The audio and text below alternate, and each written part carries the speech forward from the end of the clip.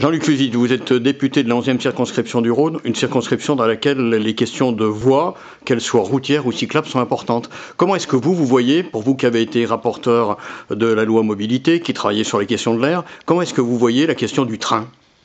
Alors écoutez, les questions de train, en effet, c'est une question majeure, j'allais dire, sur notre territoire. Donc il faut à la fois développer beaucoup plus le transport des voyageurs. On a pour ça beaucoup de travaux à faire sur l'ensemble de la circonscription ici. On a évidemment donc à remettre un train de voyageurs sur la rive droite du Rhône. Ça, c'est quelque chose qui fait plutôt consensus. Et puis on a dans le cadre des alternatives à l'autoroute A45 la nécessité d'améliorer donc la liaison entre Lyon et Saint-Étienne. Et pour l'améliorer, il faut réouvrir des gares, il faut créer plus de parkings, plus de places pour donc développer quelque part l'intermodalité. Et puis résoudre ce que j'appelle moi un des gros points noirs. Donc c'est le passage à niveau du village de Saint-Romain-en-Gier qui coupe le village en deux, qui est très dangereux, un des plus accidentogènes de France. Et donc pour ça, moi je propose qu'on utilise une partie des crédits qu'on a obtenus dans le cadre de la loi d'orientation des mobilités, des crédits qui sont des reports de crédit de la subvention d'équilibre que l'État avait proposé pour l'autoroute A45. Ce projet ne se fera plus et nous en sommes bien tous contents, on a travaillé beaucoup sur ça.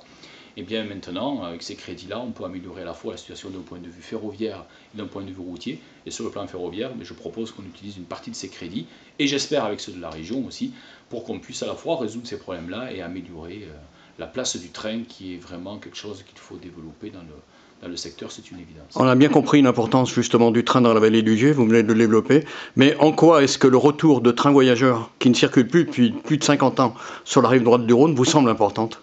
C'est important parce que déjà ça décongestionnerait donc le transfert de voyageurs qui est obligé de traverser le Rhône pour aller prendre donc le train sur la rive gauche d'une part, et puis d'autre part ça permettrait aussi sûrement de réduire le nombre de personnes qui se promènent ou se déplacent en voiture, et qu'elles soient à deux ou à trois. Si on peut éliminer un certain nombre de voitures, on élimine de la pollution, et si on élimine de la pollution, on s'en porte mieux d'un point de vue santé. Donc tout ça c'est le sens des exigences sociétales montantes et que je partage complètement en tant que président du Conseil national de l'air.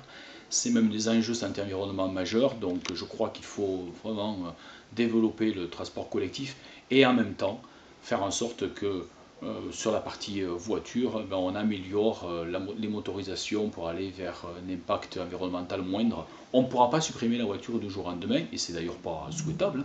Simplement, il faut, là où c'est possible, développer le transport en commun, et le train est évidemment un élément de réponse majeur donc à cette problématique. Les transports ferroviaires peuvent être un élément important du prochain plan contrat État-région. Alors vous pouvez bien sûr, vous êtes en lien direct avec l'État en tant que député de la nation et de la majorité présidentielle, mais en quoi est-ce que vous pouvez faire pression, insister auprès de la région ?